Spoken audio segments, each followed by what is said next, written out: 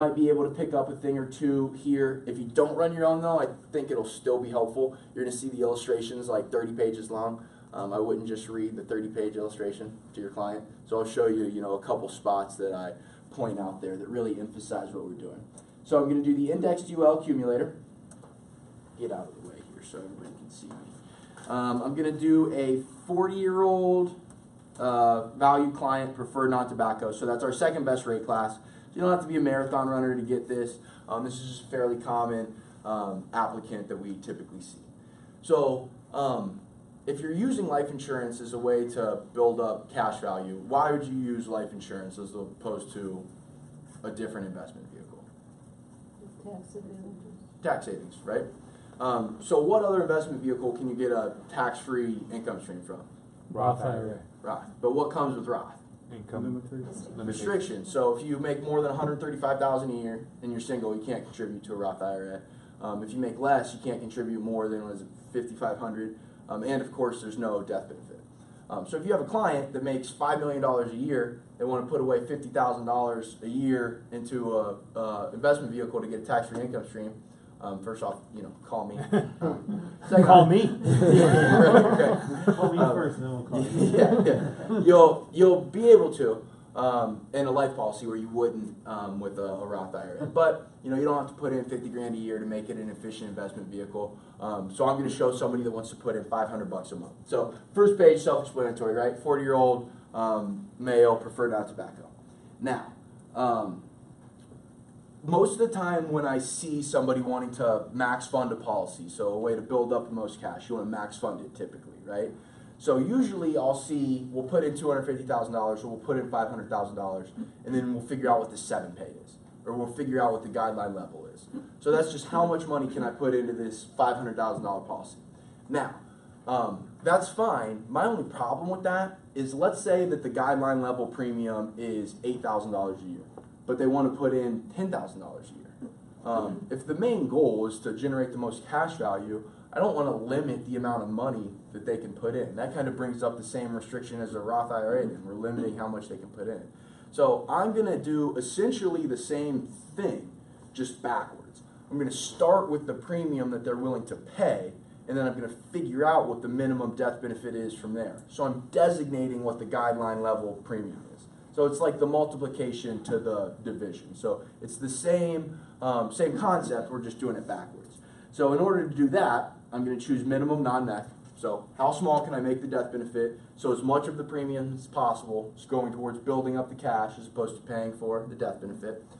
I'm going to do no term rider for now just to make it simple. The death benefit option, I'm going to do optimal switch.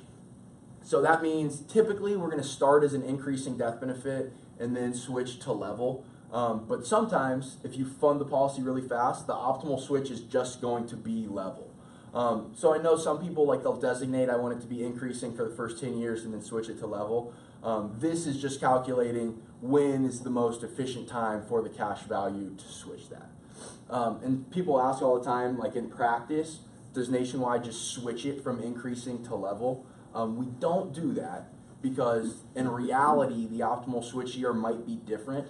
So we aren't going to make a fundamental change to your policy without your consent.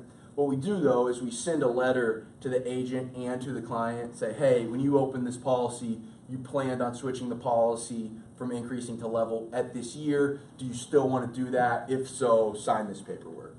So we don't do it automatically, but we try and make it easy on you so nobody forgets to switch this.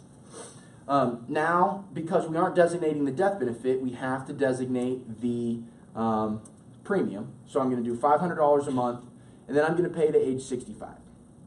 So you can show whatever premium schedule you want here. I typically like showing stopping making the premium payments, obviously, because if you are doing this to build up cash value, it's probably safe to presume that at some point you're going to want to access that cash value. And if you're taking money out of the policy, it doesn't make sense to be putting money into the policy, right? So I'm going to show make premium payments till I'm 65, retire, and then I'm going to show one other thing. So $500 a month to age 65. And now, on the interest rates and income tab, I don't mess with this in the illustration just because it's a illustration, right? So in real life, obviously, it matters what we have in here. But for the illustration, I just keep it at the default because it's going to show whatever we plug in anyway. It doesn't make too much of a difference. What I do like to show here, though, is money coming out of the policy. So a lot of times I see people are building up cash value, but they don't show money coming out, which is fine. But my thing with that is, so you say, hey, look, at age 65, you have $300,000 of cash value. Well, what's that $300,000 of cash value mean? If you take that $300,000, policy lapses, you lose the death benefit, and now you got to pay taxes on that $300,000. Completely defeats the purpose of using life insurance as an investment vehicle. So I want to solve and see how much we can take out over a period of time while keeping the death benefit in force, and more importantly, keeping the tax advantages, right? And if you take the money out over a period of time, you're going to be able to take out a larger amount total than if you take it out just in one lump sum. So if I take it out over 20 years, the total I take out is more than if I just take it out once. So I'm going to solve and see how much I can. You want to do the action is withdraw, borrow from age 66 to age 85. Now, other things I use, I always put on the annual cost summary because like 9 times out of 10, when I'm talking about using life insurance as a way to build up cash, I always get, well, what are the costs? Sue Zorman says buy term and invest the difference, blah, blah, blah, right? So I want to be able to get ahead of that and say, hey, look, you're right, there is a cost. This is the cost, but this is the tax savings. Which would you rather pay? And then what some people like is this IUL as a Roth IRA alternative. So I'll show you that too. I think this is pretty nice, especially for, not necessarily for when you're presenting it to the client, but when you leave it behind with the client and then 5 minutes later they forget what they got. This IUL as a Roth IRA alternative is like 3 pages long. It's really simple. It's the very beginning of the illustration, and it basically wraps up why you would use life insurance as an investment vehicle. So these take a little bit longer to calculate because we're figuring the minimum death benefit, when the optimal switch is, how much income you can take out. So here is the IUL as a Roth IRA alternative supplement. You all read that? Mm-hmm. Okay. So wow. Right here you just have, you have the opportunity for tax-free growth within the plan, tax-free access to the money, greater flexibility than traditional Roth IRA.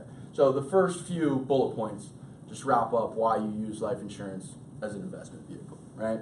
And then if you go to the next page, we see, look, we put in $6 grand a year. You have an initial death benefit of $160,000, and you're able to take out $26,000. Is this new?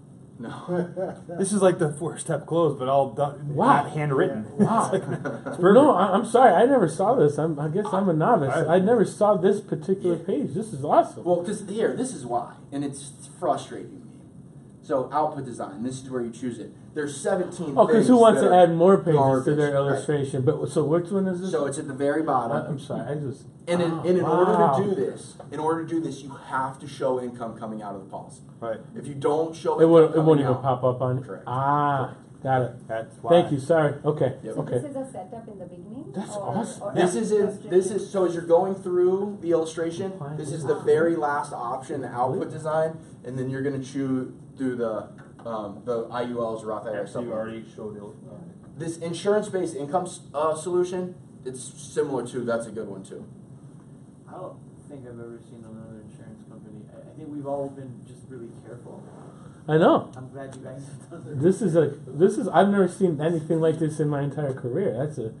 I mean, because you walk a tightrope when you talk about that stuff from a compliance point of view, Right. Because things can be taken out of context. Absolutely. But when you have all the proper disclosures, it's a clean way to talk about it. That's why it's really cool. Yep. I've never seen it before. And now, for more technical people, obviously we can get into the numbers, but Sure. I think for a lot of people, just that page. Okay, I put in $6 grand a year for 25 years. I take out $26,000 a year for 20 years. Good deal, right? You don't even need a calculator. You get more money than you put in. So that's a good one here. And then I'll show you. And that's on $300,000 of cash, right? Yeah, it's about $300,000 cash here. So let me go through I'll go through the numbers here. Okay, cool. Okay, so here's well, first off, the guaranteed side. It's amazing how much I get this. Oh, so it's guaranteed to lapse. Right. It's guaranteed to lapse at this. No, that's not what it means, right? I want to make sure everyone's clear on that. Guaranteed means it's guaranteed to not be worse than this. And what this assumes is, first off, it assumes that we get a 0% rate of return in the market for 29 years. If we get a 0% rate of return in the market for 29 years, I'm not going to have a job, so I don't care. We got the issues. Second off, it assumes that Nationwide has increased our charges as much as we're legally allowed to for 29 years. In our 90-plus year history, we've never increased the cost of insurance on an in-force policy one time for any amount. So we would have to do this for the first time in 90 years, as much as we can, every year for the next 29 years, in conjunction with a 0% rate of return in the market for that 29 years. So, you know, That's a good, well put way to.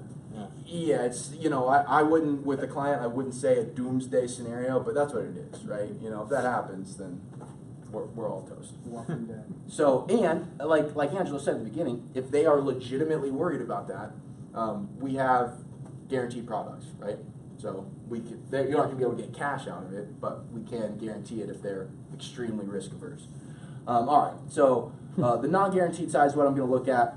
So you see here we have a $150,000 death benefit, but it's increasing for the first 22 years. So I'm putting in $6,000 a year. That death benefit increases, and then this is what I really want to start looking at. So increases all the way to $370,000 and then levels off.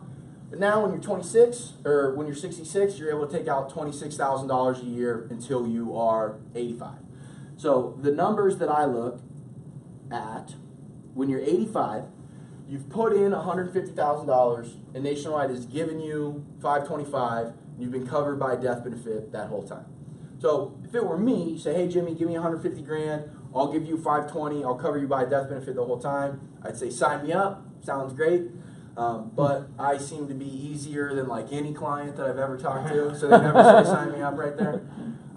That's usually when you're going to get the, well, what's the catch? What's the cost? You know, those objections that you get, right? So I take out my calculator just for one thing. So if I put in 150, I take out 520, what's the 370? It's the gain, right? So that's what you have to pay taxes on if you have this in a taxable investment.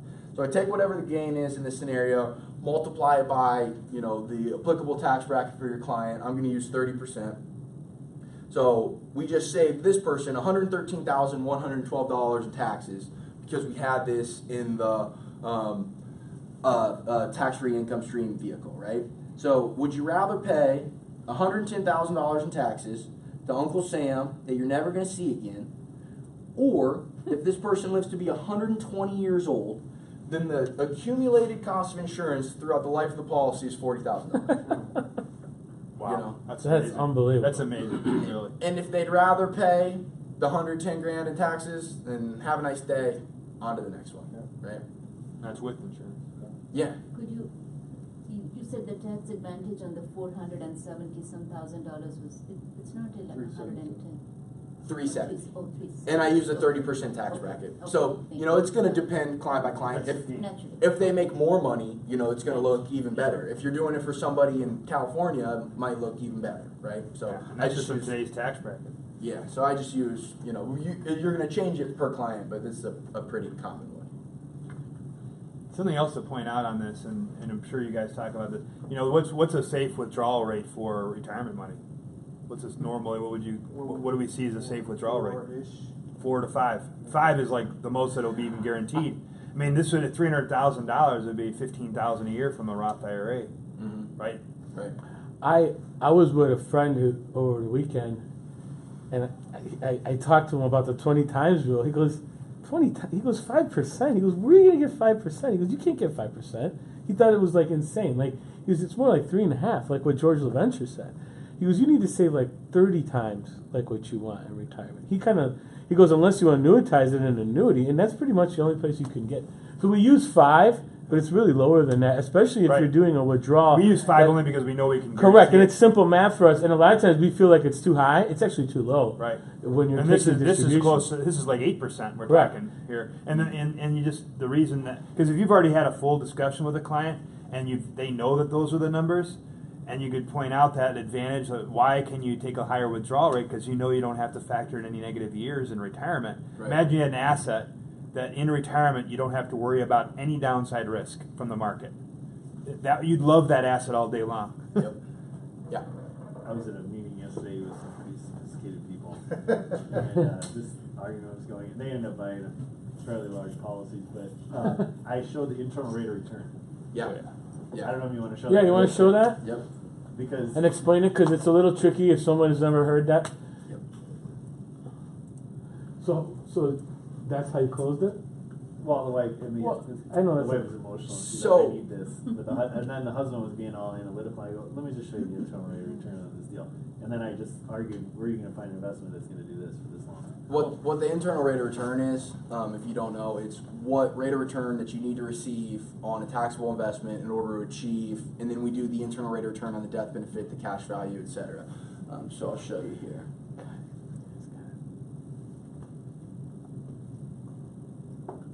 So obviously right here, if they pass away in year one, they put in $6,000, they get $156,000 death benefit. So if you had that in a taxable investment, you would need to have achieved a 2,500% rate of return, right? So obviously, No one wants to cash in on that return. Yeah. yeah, right. So you know the death benefit, it's going to be, it's going to get lower, obviously, as you put more money in, and the death benefit isn't necessarily going to continue increasing in perpetuity.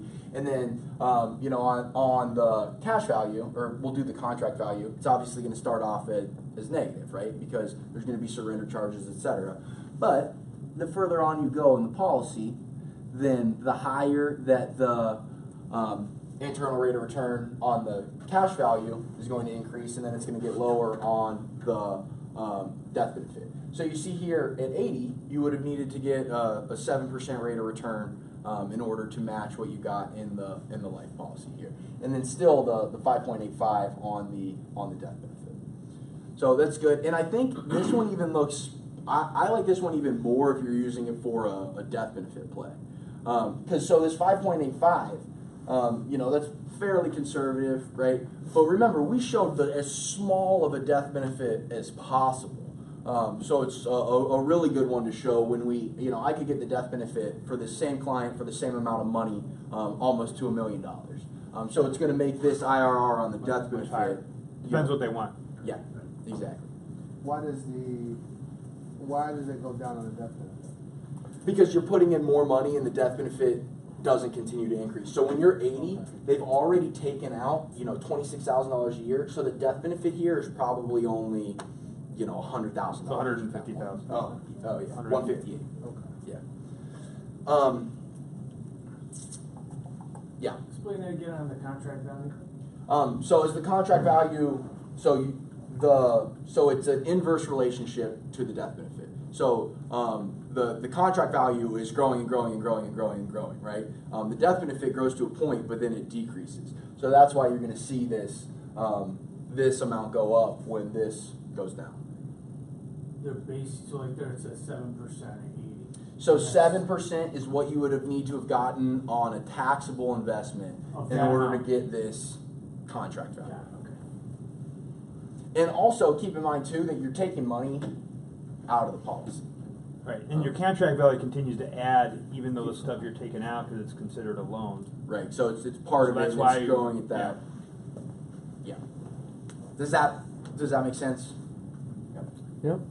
Awesome. Okay. Last thing that I want to show on this one before I flip and just show one more quick scenario. Do you have a better idea of what your income is going to be over the next 25 years or over the next 5 years? 5. 5, right? I know exactly what my paycheck's going to be on Friday. No idea what my paycheck's going to be when I'm 61, right? So let's say you have somebody, maybe they're a small business owner, they have some cash on hand, but they don't want to worry about making premium payments for 25 years. We're going to put in that same $150,000 investment, but we're just going to put it in faster. And we're going to see what that does to the policy. So any kind of sale, you got to answer what's in it for me, for the client, right? So life insurance, you have to answer not only what's in it for me for the client, but for their beneficiary as well. So the death benefit was $150,000, and then it increased to $370,000. Now when we put the money in faster, our death benefit is $750,000. So for this person's beneficiary, did you answer what's in it for me to put the money in faster? Yeah, right? You get 5 times more money if your husband passes away. But remember, we're still looking at the minimum death benefit here. The goal is the cash. So they were able to take out $520,000 in retirement. Now they're able to take out $770,000. Did you answer for them? What's in it for me to put it in faster? You get Yes. $250,000 extra dollars. Okay. Now the person I have to answer what's in it for me for is you all, right? You all are my client. So if I'm not mistaken, your comp is based on target premium, right? Target premium is based on the size of the initial death benefit. So if the initial death benefit just increased 5 times from 150 grand to 750 grand, that's what just happened to the target premium. Went up by 5 times. Same thing, right? So if your client can put the money in faster, they're going to get more benefit for their beneficiaries, more income for themselves in retirement, and you're going to get paid more on it. So win-win-win scenario. And then you don't have to tell your client, but I get paid more on it too. So between you and I. Does that make sense? Yeah. Okay. And then one last. Is anybody here who's securities licensed? Okay. So we just came out with a new VUL, and something. Well, you know, the best new feature of the VUL is that we have index sub-account options. Yeah. So for a 40-year-old, you know, it might be appropriate for, you know, to be able to be a little bit more aggressive and have the sub-account options, right? That aren't going to have the cap on the floor, but they're young, they might be able to incur that, right? But the problem that we get, and that we kind of just talked about, is, well, what about when they're 66 and they're taking the money out, right?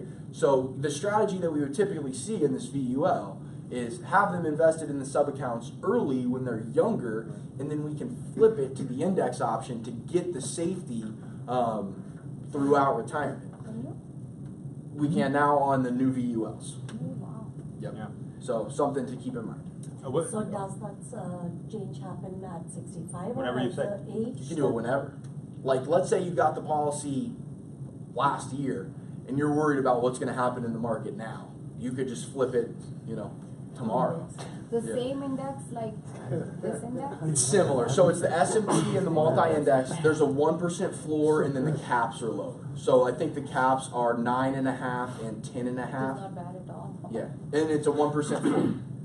Oh, wow. And there's no multiplier, just S&P point to point. Does anyone in the market have this besides you guys? I mean, you don't have to answer who they are, but do you know of anyone? I don't think so. People have, like, you know, an S&P 500 fund Yes. or something like that, but I don't think they have the, you know, the floor and the cap. Correct. They have it like No. as like you There's a can just fund. invest it as like a it can go up or down, Right. but not as a with the yeah. Someone could max That's- fund and they have an appetite for risk, and they're younger, and they have dollar cost averaging. They have so many tools for risk management when you're contributing to something. Right. When you're pulling out is when you you're exposed. Exactly. So that's a perfect match for someone who understands that. And you could, so that's typically how you would see it, but you also could be like, all right, we're going to have 80% of the money in the sub accounts right now, and then 20% in the index options. So, you know, almost set it up like how you would have like the bond portion of somebody's portfolio, right? So you don't have to do all or nothing and flip it. You can split it out.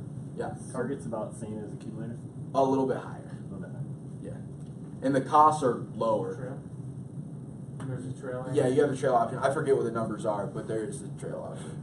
So, Back in business. one question. Yeah. Is it as What? comparable to IUL? Featured once we switch